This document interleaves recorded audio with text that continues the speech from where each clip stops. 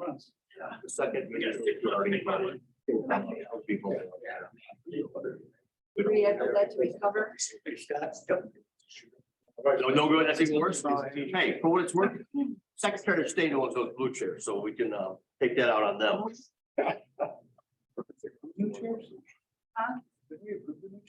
No, we never did, because that was the biggest.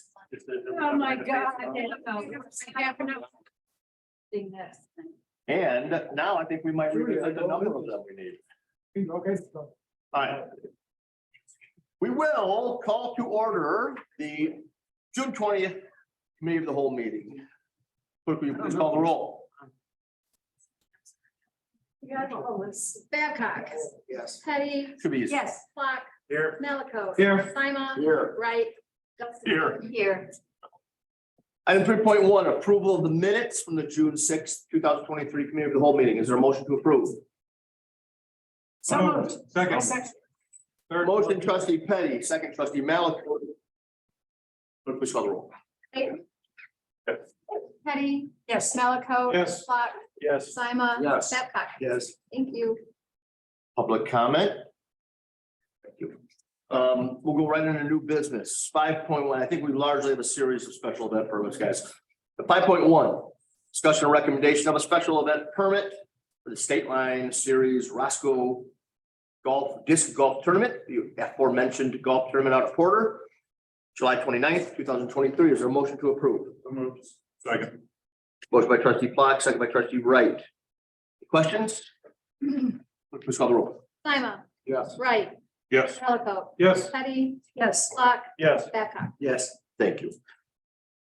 Discussion and recommendation of a special event permit for the Rock Valley Radio Control. This is a radio control airplane, Flyers Group, Chicory Ridge Park, 8/26/23. So moved. Second. Second. Motion, Patty, who got second? Babcock. Babcock, all right, it was quick. Petty. Yes. Babcock. Yes. Flock. Yes. Sima. Yes. Wright. Yes. Malico. Yes. Thank you. Cool. Item 5.3, discussion and recommendation of a special event permit for the YMCA Stone Bridge Half Marathon that does originate and culminate in Leland Park. For motion to approve. So moved. Second. Trustee Flock, trustee Wright. Any discussion? Clerk, please call the roll. Wright. Yes. Malico. Yes. Petty. Yes. Babcock. Yes. Flock. Yes. Sima. So kind of the big one here, and I will tell you about this, but this is the special event permit for Keep Northern Illinois Beautiful's mud volleyball tournament. We had a really good kickoff meeting last Thursday. It was our second meeting, so it wasn't a kickoff, but a coordination meeting with the police department and public works. I don't want to say we're on autopilot yet. You never let your guard down, but we have over the past couple of years worked out a pretty efficient system, and they have a really good team of upwards of 50 volunteers that they assign different roles and responsibilities throughout. We have expressed that we think there is on the order of approximately $6,000 in anticipated charges for police presence on the day of the event. A lot of that is at the start of the day because it's a traffic. It's quite a sight to see all those cars getting in there, both the traffic control necessary on 251, navigating in around on Roscoe Road and down into the park. And that's where we sort of hand off responsibility to their volunteers who really make sort of a human chain of guiding people to where they're supposed to park. Public Works does a great job prepping the fields and getting the fencing up. I am meeting Friday with the fire department just to coordinate. They provide water into a big containment system or a makeshift shower facility for all the people in mud volleyball. Done that for years. A lot of moving parts, a lot of people make this happen. I think we're in pretty good shape. Their application is complete. We have their insurance certificate, we have their hold harmless, and for a couple big events, only really a couple. Fall Festival, mud volleyball, the only two that come to mind. Beyond just the special event permit application, we do a usage agreement. There's a 6-page usage agreement that's in your packet there that they have already signed that outlines all of the legal rights and responsibilities for their usage of the park for that day. That's good. So moved. Second. Trustee Flock, trustee Babcock. Any other questions? Clerk, please call the roll. Malaco, Yes. Block, Yes. Babcock, Yes. Sima, Yes. Wright, Yes. Betty. Yes.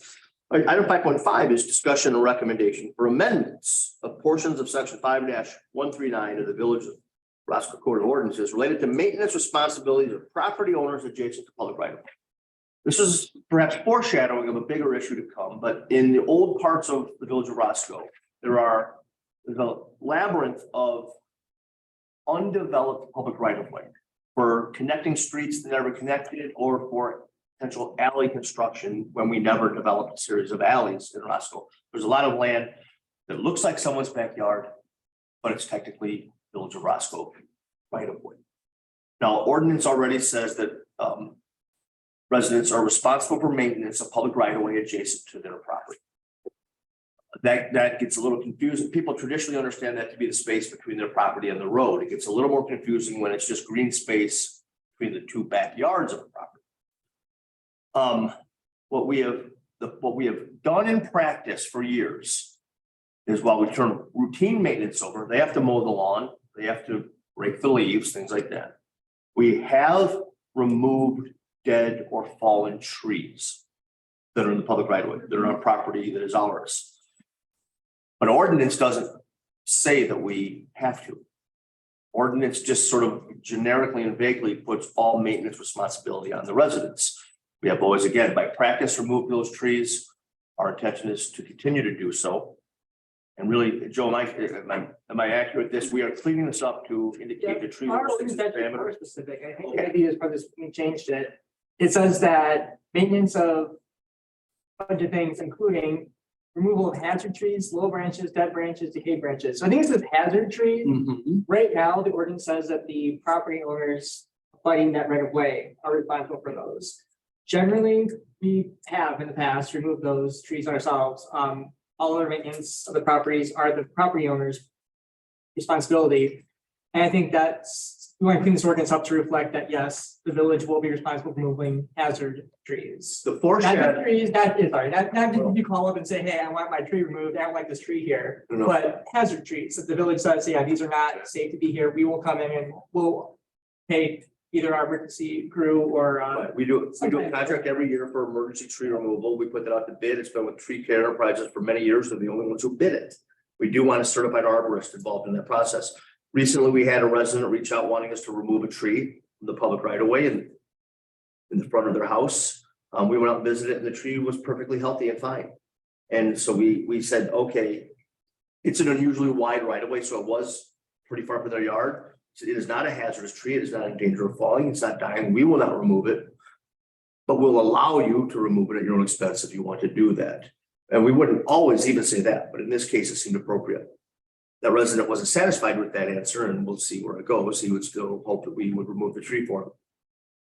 But when they are, and we do have some trees that have fallen in recent storms, and we have trees that are dead and a potential, why we do it is an acknowledgement, it's a good thing to do, and we worry about liability. If someone is calling and warning about a dead tree or a tree that looks like it might fall, we know it's in public right of way. It's in our best interest just to go get rid of it.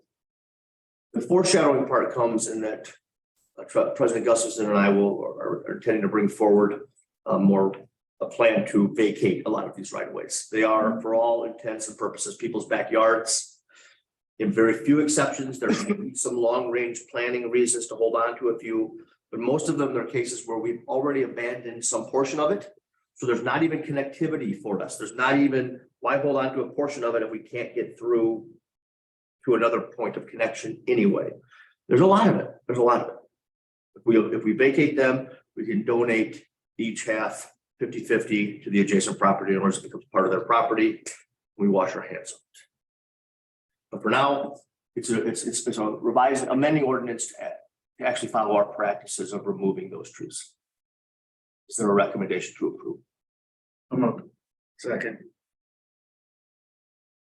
And now, is there any questions as a follow-up? You've been talking about this for years. Yes. Yeah. It's had different levels of support. I feel that maybe now it has the support. Get it done. Well, we did it years ago and it worked out Right. pretty well for the most part. I think we had one that didn't want it, maybe refused the land. They don't For the want to. vacating, Yeah, the vacating, and then we had one that wanted the whole thing and the other one wanted part of it, so we only had a couple of issues, but we have done it in the past and mostly it works out okay. Cool. Okay, motion and a second, clerk, please call the roll. Right, Yes. Babcock. Yes. Block, Yes. Petty. Yes. Malco, Yes, Simon. Yes. Motion passed 6-0. Thank you. Old business before we get to presentations. when's the fence gonna be done at work? I don't know. Why isn't it done? Because, okay, it is not done because the wrong fence was delivered to the job site. The wrong fence started to be installed. We do not want to pay for the wrong fence. We have not closed out the job because, in part because there's a debate about the wrong fence. The fence contractors, manufacturer, will not, they say it was a custom fence. It may have been, but it was still wrong fence. And so they won't take it back. They will not refund the contractor. We have risen up to a pretty high level. Stetson is the general contractor. I've had a conversation with Doug Curry at Stenstrom, explained our position, explained where we stand, why we do not feel we should pay anything. At one point, we offered to pay a restocking fee if there was one. This sort of is a good faith gesture to a perhaps honest mistake, but there's not a restocking fee. Their fencing subcontractor wants complete payment for the fence that was delivered incorrect. That's why there's no fence. How much more?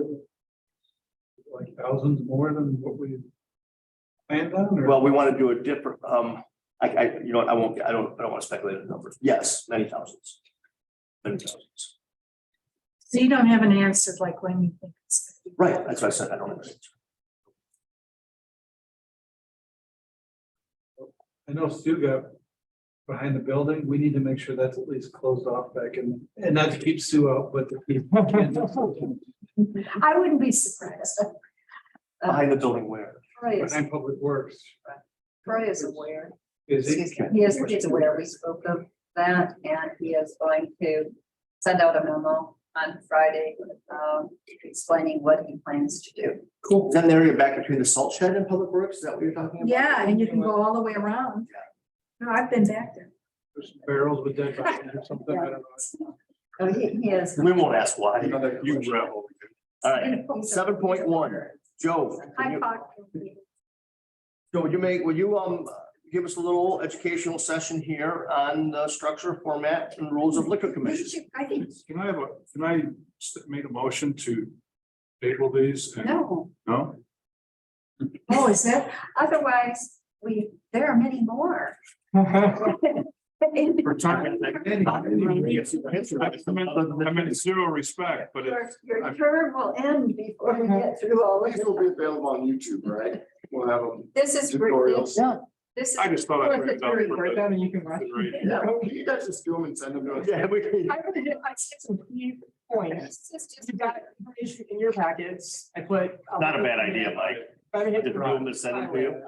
Okay, Thank you. LinkedIn Learning. Like fun with flags on. all right. I'll start by just reading this. Yeah, so this is so essentially, Can you stand up when you make this presentation? This is already too much, Joe. it's already too much. Words. So, you have what this says is you have lots of control as local liquor commissioners, right? You can regulate licenses. This is important to know because this is what you're going to decide if you want to change things. You can establish license fees, you can regulate the types of licenses, you can regulate who sells liquor, who pours liquor, and you can regulate who actually has a liquor license, and then you can provide penalties for those. So as a local liquor commission, which is what you are here, and the president is by statute, the local liquor commissioner, you have a lot of authority to determine how liquor and alcohol is sold within the village of Roscoe.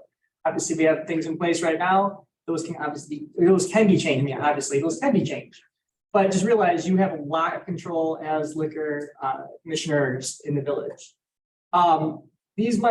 These three definitions here may seem like very common definitions, having words. I know what alcohol liquor is, I know what licensee is, but this is where some of it gets, mixed up occasionally.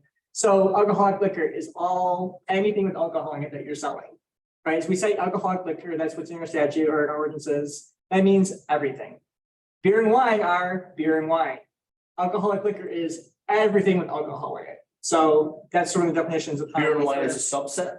Beer and wine is a subset. Alcoholic liquor Okay. includes anything that you can capable of being consumed by as a beverage by a human being. This is literally the definition for the statute. That has alcohol in it. Just so you know.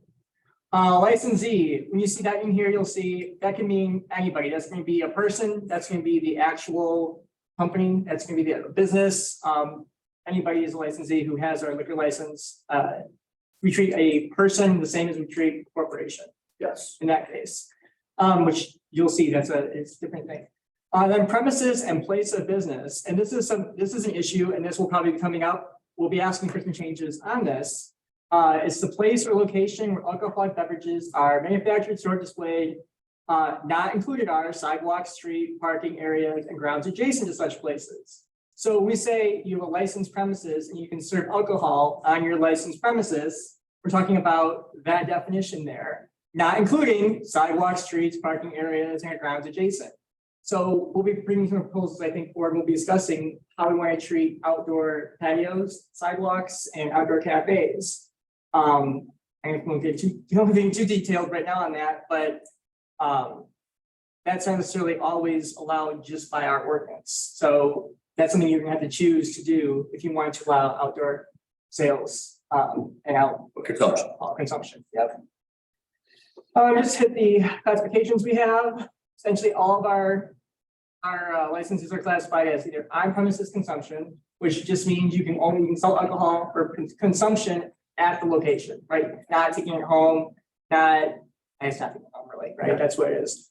A package. Then we have off premises consumption, which is just package stores. So that's, all of our CVS, Walgreens, those types of stores, buying it, taking it off, right? It's very common.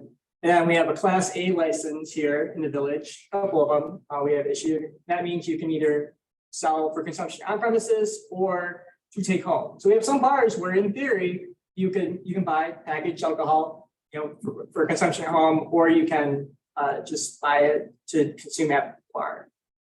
So those are the essential those things. Are these annual costs? What? Annual costs? These are the annual license fees, correct? Yep, these are all the annual license fees. Who sets the fees? This village, you guys do, And we've changed it we have changed it fairly recently. is it pretty consistent with the other villages?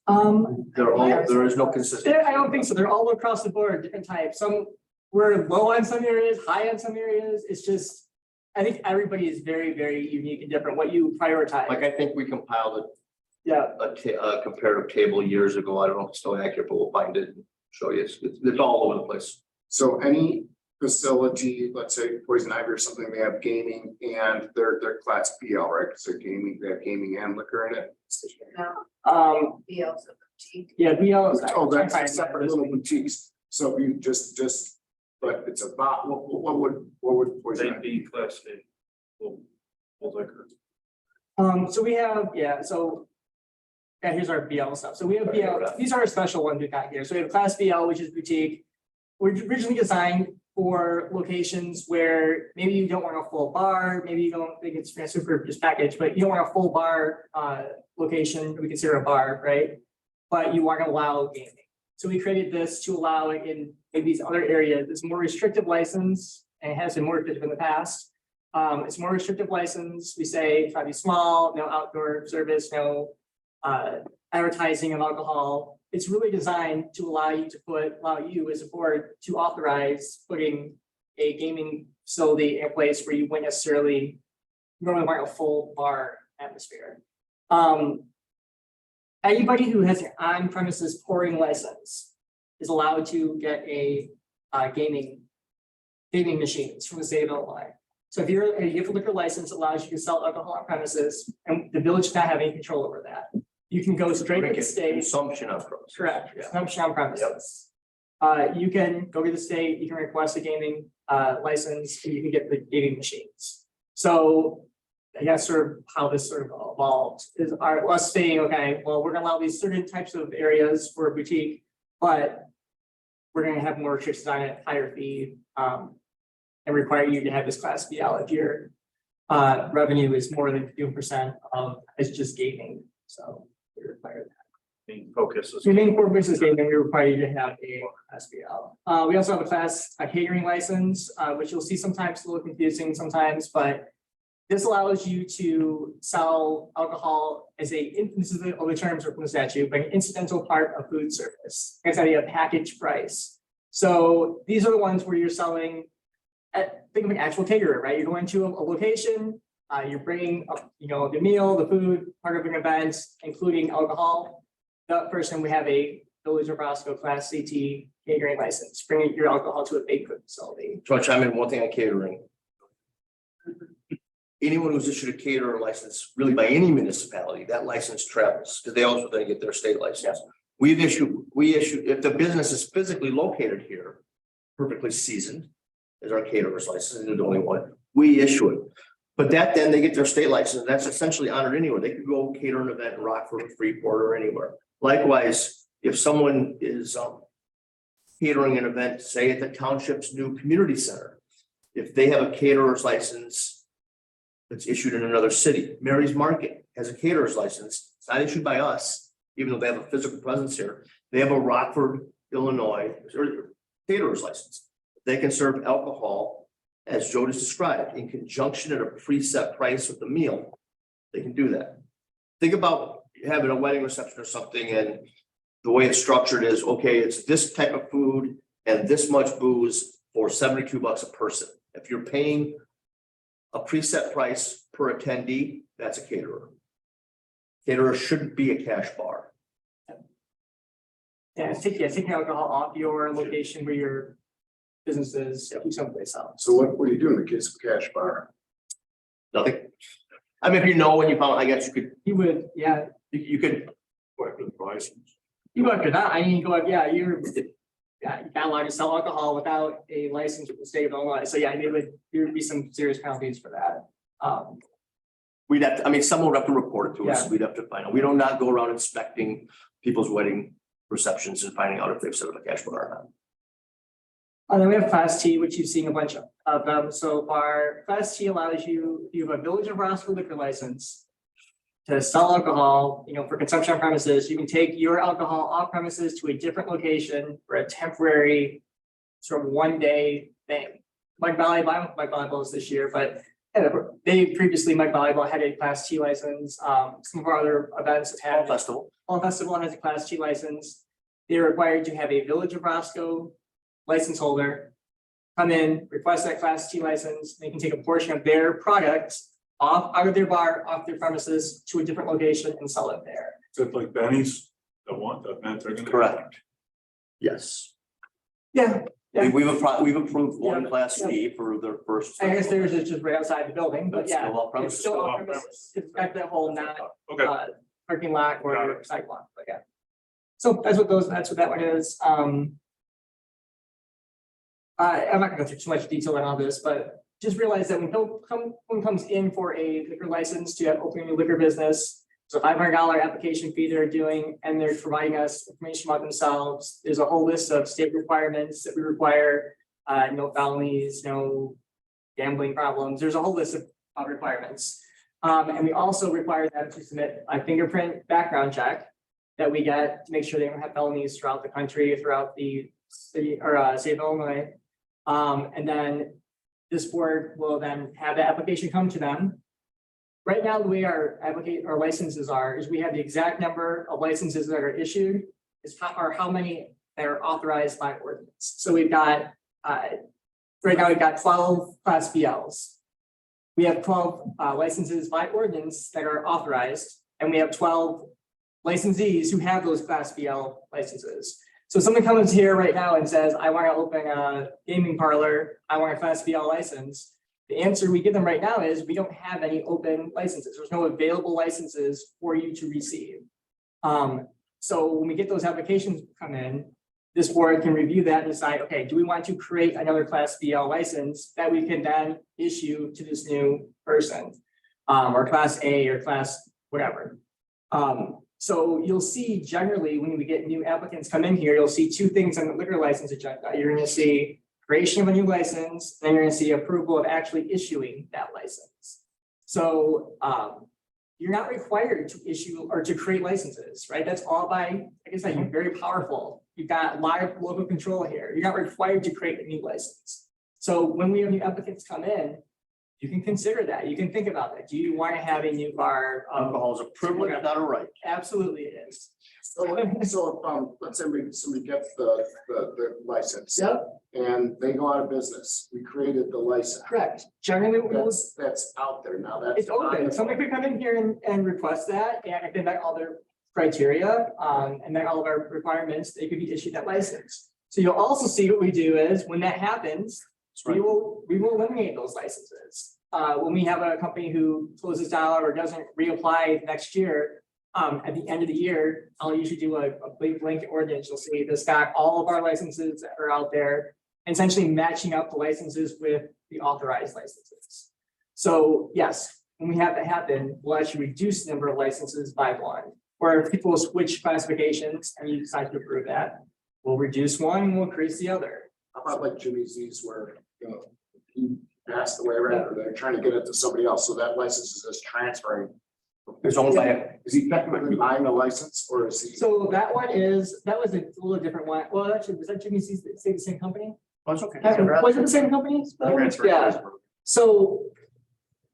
Jimmy Z's and many other companies or many other licensees you'll see here, the actual corporations will own those. So often they'll, and it actually helps because of the video gaming stuff, but they actually will sell the corporation to another, So selling the shareholders, corporation, they're not selling. they're not selling a license. That license is already The with that license is- corporation. Well, some license could, though very few anymore, but Yeah. we've had cases where the license was held by an individual. Very few. By their name. Yeah. If they leave the business for whatever reason, the license is gone too. Or they don't reside in the village of Roscoe. The person cannot have a hold of village license. That's by the state. So yeah, it's very restricted. That's why you see most of them are going to be So, corporations. but the corporation, if someone buys the company or even just submits, if we get articles from the state saying that they filed a new list of officers, still have to go through the background check. But it allows that license to remain in effect uninterrupted. Yep. Now, we have had instances with both of the 777s down south of McDonald, south of Swanson, where the person who bought them didn't want to buy that company. Person already had their own company that held many different licenses. So they bought the business, didn't take over the company, let the license go dark and reapply it. Right? They didn't want to carry it out. They started fresh. More often than not, someone buys the company and keeps it. What we then do is we get evidence that their articles of incorporation have been amended with their list of officers or owners, if it's an LLC. And then we have a letter that we sent to the Illinois Control Commission acknowledging that we're aware of it. And I just put up the eligibility requirements there, but, and that's what you're talking about. So like Pat was saying, for a corporation, every major, to mention the major shareholder or the LLCs, the members of the LLC, the owners of the company have to also meet the same qualifications as if it was a private person.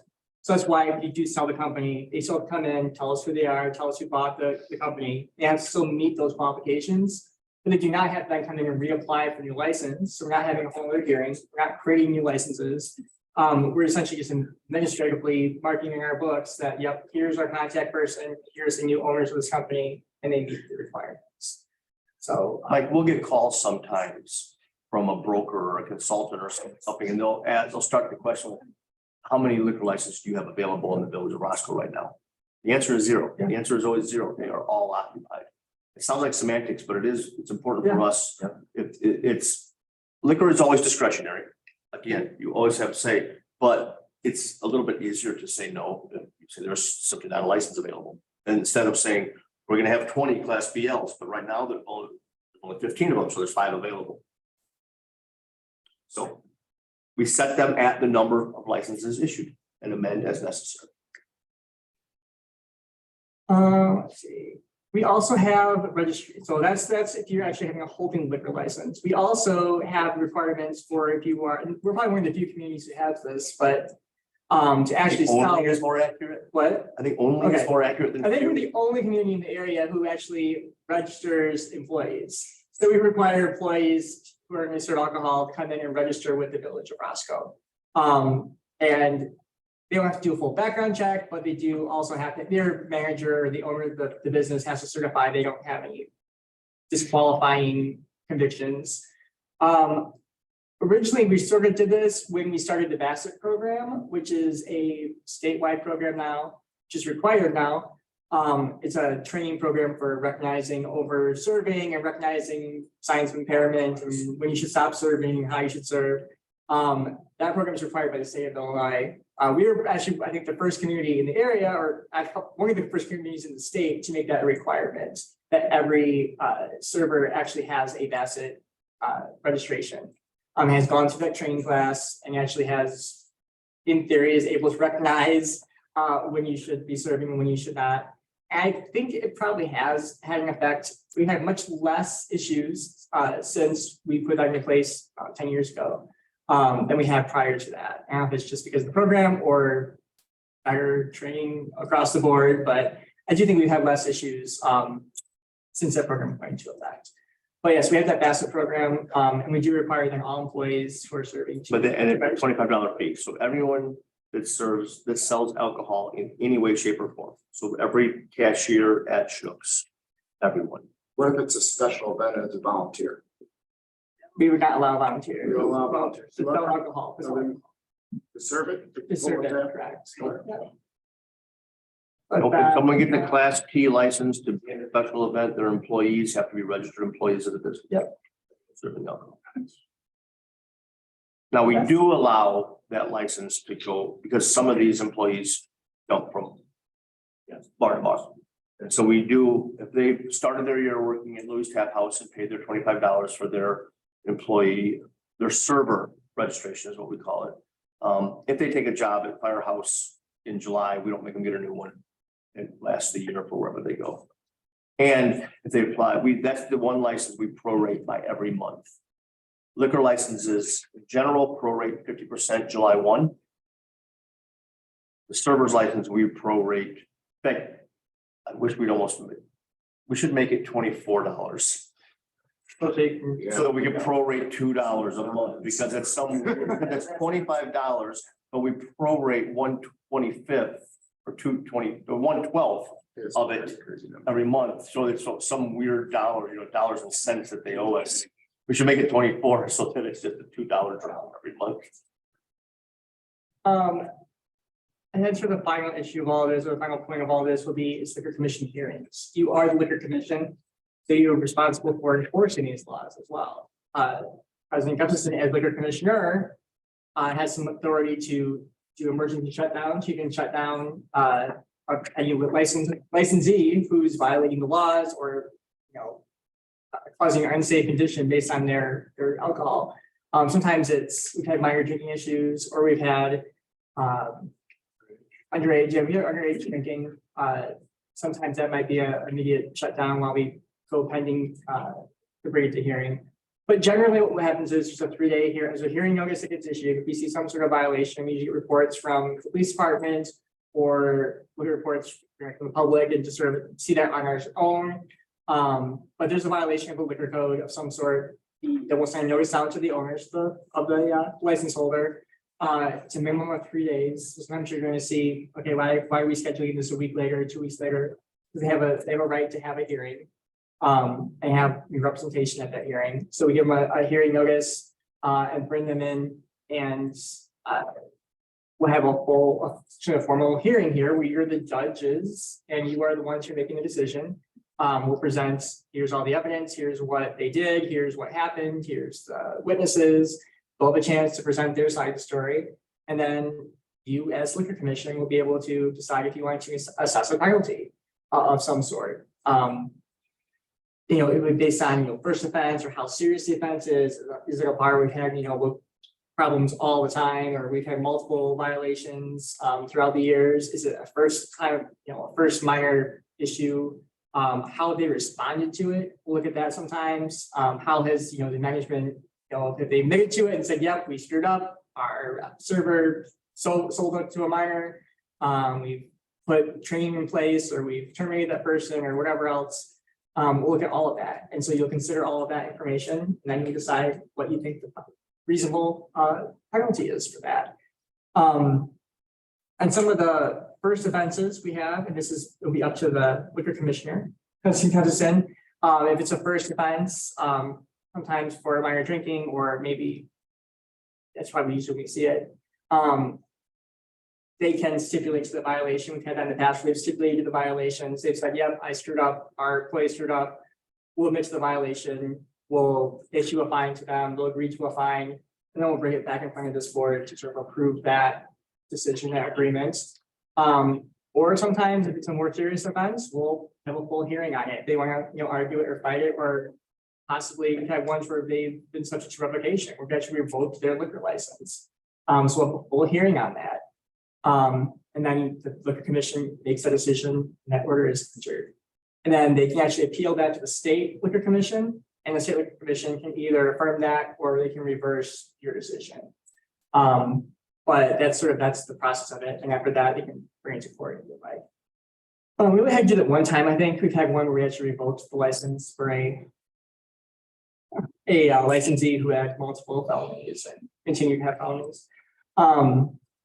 So yeah, and that's the process there.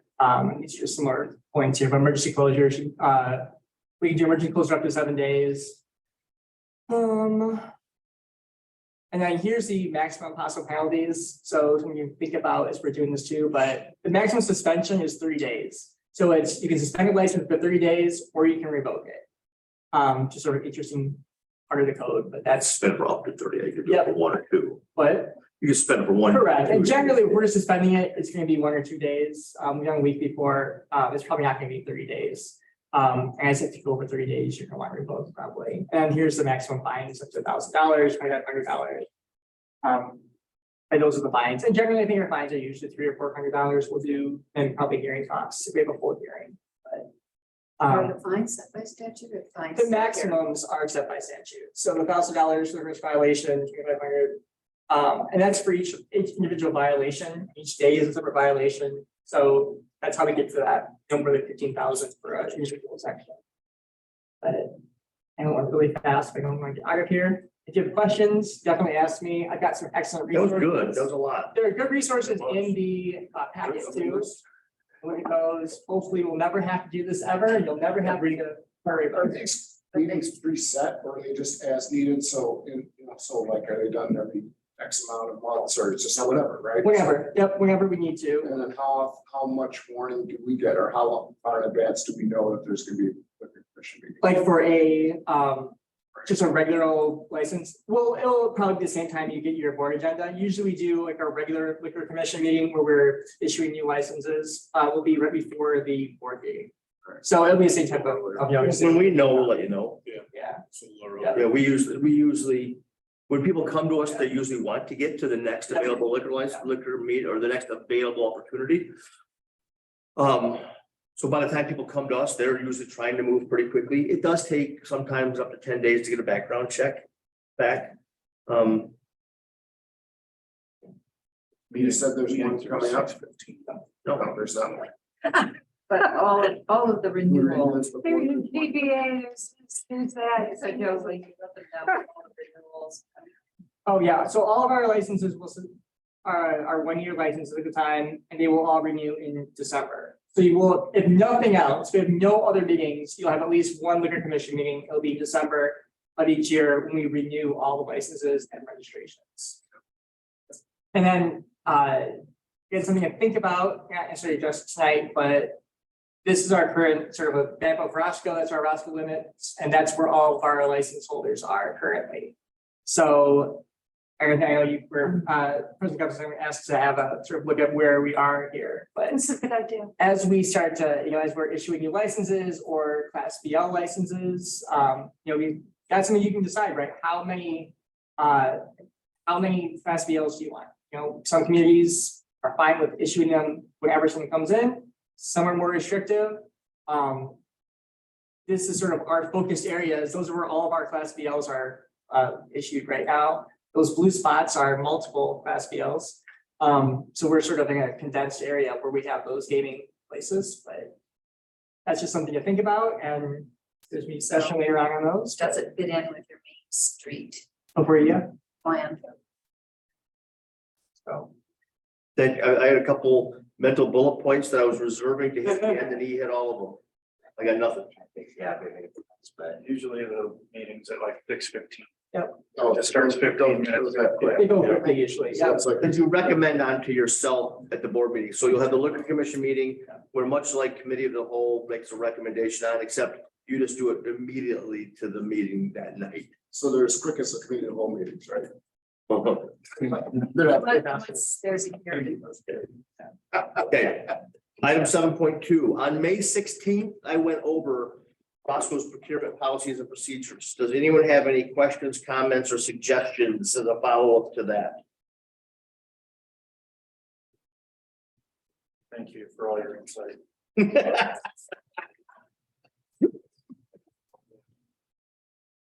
To approve. I don't think we have any public comment. Greg, back there, huh?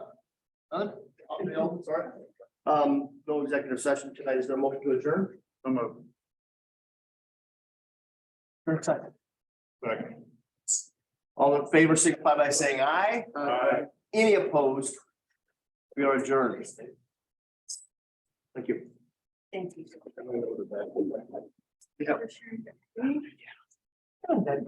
New board likes long. Yeah. Trying to get out of. For educational.